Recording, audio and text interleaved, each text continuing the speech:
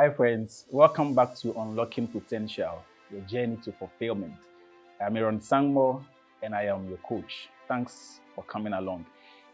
In this session, we are going to talk about the rewards of self discovery. The rewards of self discovery. And I would like to start with a quote, okay? A quote by Michelle Scholes Evers, who is a life coach and author. This is what he said. Self-discovery is the best investment that you can make. Self-discovery is the best investment that you can make. So in this session, we are going to look at the dividends, call it, which you can reap upon making this investment of self-discovery. And as usual, I'm going to share with you very high-level pointers as a prelude to the main discussion. I'm going to be sharing with you 8 key rewards that you stand to benefit on the self-discovery journey.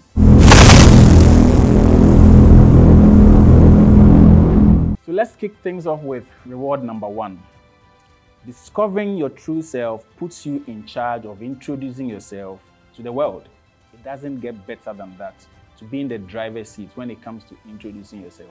The world uses indices like your age, your gender, your ethnicity, and things like that when it comes to giving categorizations or identifying people, okay? And these things do not necessarily reflect our true identity. Because, check it, if money or your income level is what gives you a certain kind of identity, what happens when your income level changes? It means you're going to fall into another category or another identity, okay? So you just keep flip-flopping when it comes to that. But your true identity is not a flip-flop.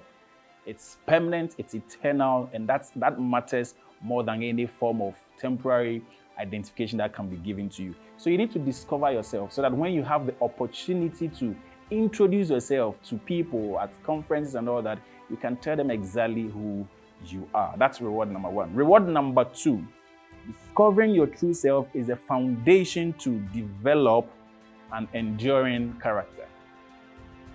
If you discover yourself, you're able to build character. Now, what is character? Based on my research, consulting a few of the scholarship, I have come to this definition of character. Character is the consistency of thought, conviction, values, or deed. Character is simply consistency.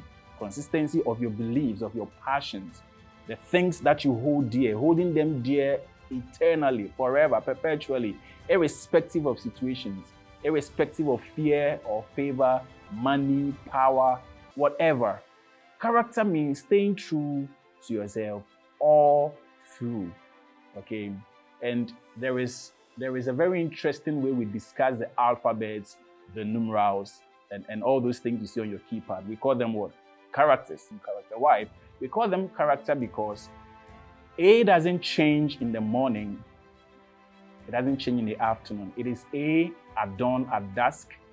A is the same in Ghana as it is in the America. Even if you go to space, A is going to be A. It doesn't change. So we call them character. Another example is the statue. The statue on that road corner is going to be the same way it is, having the same orientation, whether it's rain or shine. So these are examples of character. And there is a person who embodies character so much that I want to talk about. This man is Job. Job faced almost, call it the fiercest of adversities. But in the midst of all that, the man remained true to himself. Job did not change because of situations. Job did not change because he lost his children and property. He held onto his righteousness. He held onto his righteousness. So that's number 2 for you. Let's go to number 3. Reward number 3 for discovering yourself. Discovering your true self enhances effective decision making. Discovering your true self enhances effective decision making. You are obliged to make decisions. Everybody makes decisions. Life imposes that responsibility on you. You cannot say, I won't make decisions. In fact, abstaining from making a decision in itself is decision making. So if you have to make a decision and say, hey, I can't make the decision, That kind of mindset, I can't make the decision, is even a decision by itself. Natural course will fall on you, right? So we have to make decisions. And a research by the Roberts Wesleyan College has found out that on an average, we make 35,000 decisions each day.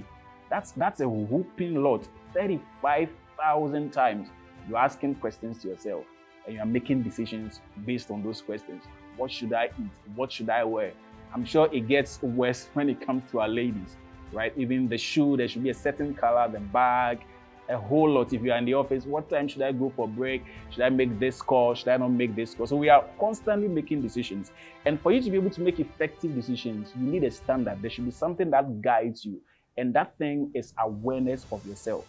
Make decisions based on who you have come to know yourself to be. So that's reward number 3. Let's go to reward number 4. Discovering your true self is a gatekeeper in your indulgences.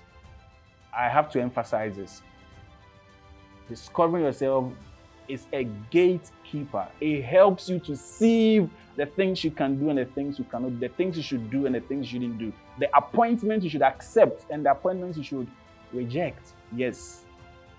You were not made to do everything. The jack of all trades mantra ends with what? Master of none. You were made to be a master of certain things, not a jack of all things. Today you are here, tomorrow you are dabbling in that, and you are doing so many things, juggling so many things, all to little effect. As a matter of fact, if you want to achieve more, you have to do very little. You have to focus. You have to narrow things down. So discovering yourself helps you to, sieve through the indulgences that you are faced with every day. Let's quickly go to reward number 5. Discovering your true self keeps you from delusions. There are delusions. It is very easy to be trapped in a bubble, in a delusion, to think of yourself as something you are, which you are not. It is very, very, very easy. Okay, and so delusions have a way of producing in us some fantasies, and once again, I'll go back to the example of TV. We watch so much TV, we are so much on social media, we see things and we assume it could be us. Do you understand that? So it is important for you to know yourself so that you keep yourself from delusions. Things that appear to be but are not. Those are the delusions I'm talking about, okay?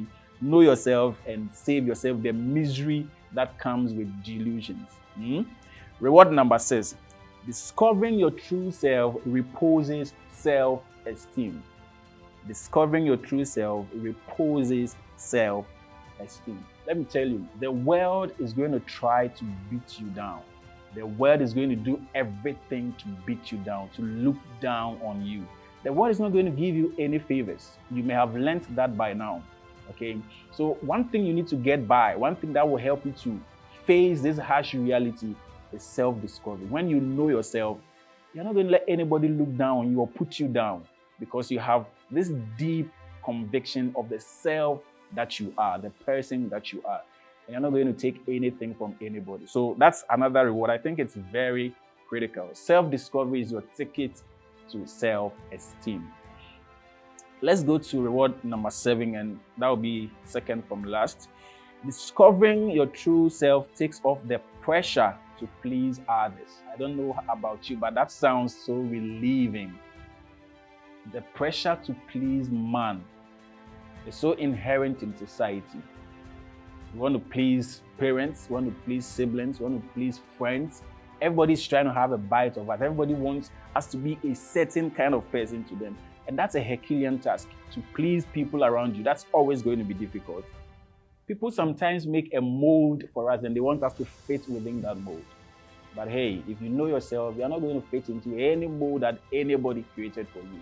You need to know yourself. The last reward for self-discovery is that discovering your true self sets the right parameters for growth. It sets the right parameters for growth. Growth is very essential. And how do you measure growth? You cannot have abstract way of measuring growth.